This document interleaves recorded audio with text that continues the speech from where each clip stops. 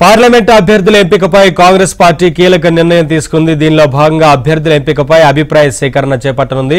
రేపు గాంధీ భవన్లో సమావేశమై డీసీసీ అధ్యక్షులు అసెంబ్లీ ఎన్నికల్లో పోటీ చేసిన అభ్యర్థుల నుంచి అభిప్రాయాలను ఇన్ఛార్జ్ దీపదాస్ మున్షి తీసుకోనున్నారు. ఎంపీగా ఏ ప్రాంతంలో ఎవరైతే బాగుంటుందో అనే అంశంపై అభిప్రాయాలు సేకరించి ఆ తర్వాత అభ్యర్థులను ప్రకటించే అవకాశం ఉంది.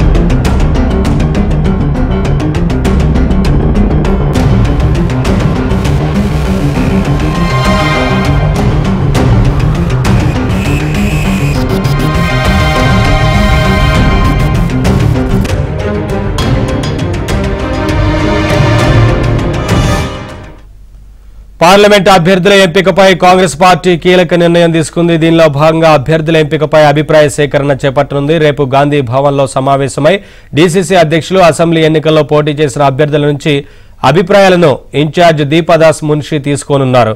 ఎంపీగా ఏ ప్రాంతంలో ఎవరైతే బాగుంటుందో అనే అంశంపై అభిప్రాయాలు సేకరించి ఆ తర్వాత అభ్యర్థులను ప్రకటించే అవకాశం ఉంది.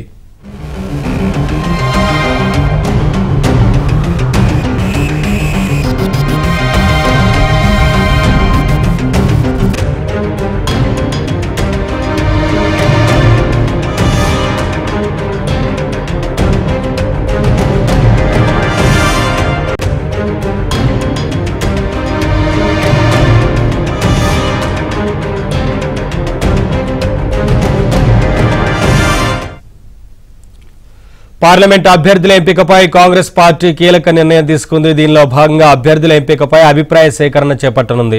రేపు గాంధీ భవన్లో సమావేశమై డీసీసీ అధ్యక్షులు అసెంబ్లీ ఎన్నికల్లో పోటీ చేసిన అభ్యర్థుల నుంచి అభిప్రాయాలను ఇన్ఛార్జ్ దీపదాస్ మున్షి తీసుకోనున్నారు. ఎంపీగా ఏ ప్రాంతంలో ఎవరైతే బాగుంటుందో అనే అంశంపై అభిప్రాయాలు సేకరించి ఆ తర్వాత అభ్యర్థులను ప్రకటించే అవకాశం ఉంది. అప్డేట్స్ మా కరెస్పాండెంట్ సిద్ధార్థ అందిస్తారు. సిద్ధార్థ, కాంగ్రెస్ పార్టీ పార్లమెంట్ ఎన్నికలకు సంబంధించి పూర్తి స్థాయిలో మెజారిటీ సీట్లను సాధించేందుకు లక్ష్యంగా పెట్టుకుంది. అభ్యర్థుల ఎంపికకు సంబంధించి కూడా కసరత్తు చేస్తున్నట్లుగా కనిపిస్తా ఉంది కదా, ఏంటి అప్డేట్స్? Thank you Naveen. మొదటి జాబితాలో భాగంగా 4 అభ్యర్థులను కాంగ్రెస్ పార్టీ ప్రకటించింది. ఇక 13 స్థానాలను కాంగ్రెస్ ప్రకటించాల్సి ఉంది. దీనికి సంబంధించి ఇప్పటికే ఫ్లాష్ సర్వేలు కూడా చేయిస్తున్నారు. దానికి సంబంధించినటువంటి నివేదికలు ఎప్పటికప్పుడు అధిష్టానానికి చేరవేస్తున్నారు. ఇక ఈ 13 స్థానాల్లో ఎవరిని అభ్యర్థులుగా నియమించాలి అనేది విషయం కాంగ్రెస్ పార్టీకి ఒక కత్తి మీద సాములా మారిందని చెప్పుకోవచ్చు. ఎందుకంటే అధికారంలో ఉన్నటువంటి పార్టీ కాబట్టి కాంగ్రెస్ నుంచి చాలామంది ఆశావాహులు ఉన్నారు. ఇతర పార్టీలకు సంబంధించినటువంటి కీలక నేతలు కూడా కాంగ్రెస్ నుంచి పోటీ చేయాలని భావిస్తున్నారు. దీంతో ఎవరిని అభ్యర్థులుగా డిక్లేర్ చేయాలనే అంశానికి సంబంధించి కాంగ్రెస్ పార్టీ ఒక కీలకమైన నిర్ణయం తీసుకుంది.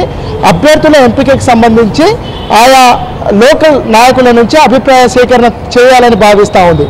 రేపు ఉదయం గాంధీ భవన్లో ఇన్ఛార్జ్గా ఉన్నటువంటి దీపదాస్ మున్షి ఆధ్వర్యంలో ఈ ఎంపిక ప్రక్రియ కొనసాగనుంది. డీసీసీ అధ్యక్షులతో పాటు మొన్న పోటీ చేసినటువంటి అభ్యర్థులను కూడా గాంధీ భవన్కు పిలిచారు.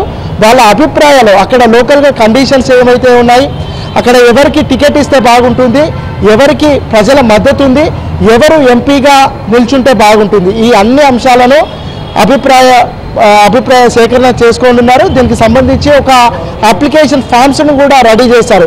ఒక్కొక్క అప్లికేషన్ ఇటు డీసీసీ అధ్యక్షులతో పాటు మొన్న పోటీ చేసినటువంటి అభ్యర్థులకు ఇస్తారు.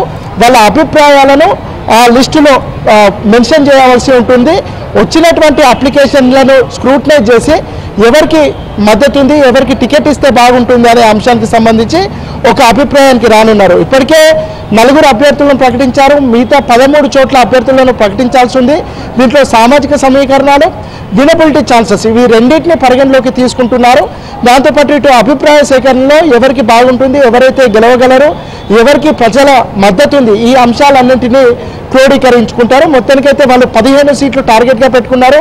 15 సీట్లు ఖచ్చితంగా గెలవడంతో పాటు ఇటు బీఆర్ఎస్ను నిలువరించగలిగే శక్తి ఎవరికి అయితే ఉందో వాళ్ళకు టికెట్లు ఇద్దామని కాంగ్రెస్ పార్టీ భావిస్తుంది. దాంట్లో భాగంగానే ఈ ప్రజాభిప్రాయ సేకరణ అభిప్రాయాల సేకరణ చేయనుంది. దానికి సంబంధించి రేపు ఉదయం దీపదాస్ మున్షి దీనికి హాజరవుతారు. ఆమె ఆధ్వర్యంలో దీనికి సంబంధించిన ప్రక్రియ ఉంటుంది. డీసీసీ అధ్యక్షులు మొన్న పోటీ చేసినటువంటి అభ్యర్థులకి ఇప్పటికే గాంధీ భవన్ నుంచి వాళ్ళకు ఫోన్ కాల్స్ వెళ్ళాయి. రేపు ఉదయం 10 గంటలకు ఈ ప్రాసెస్ మొదలవుతుంది. సాయంత్రం వరకు వచ్చినటువంటి అభిప్రాయాలను, అప్లికేషన్లను, వాళ్ళకు ఉన్నటువంటి అభ్యంతరాలను, ఆయా నియోజకవర్గంలో ఉన్నటువంటి కండిషన్స్ని, వీటన్నింటినీ అభిప్రాయాలు తీసుకుంటారు. దీన్ని షార్ట్ లిస్ట్ చేసి సిఈసికి పంపిస్తారు.